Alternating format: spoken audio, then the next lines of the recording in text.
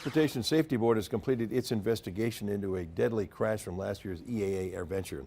As we first alerted you last July, 2 people were killed when a helicopter and a gyroplane crashed in the air.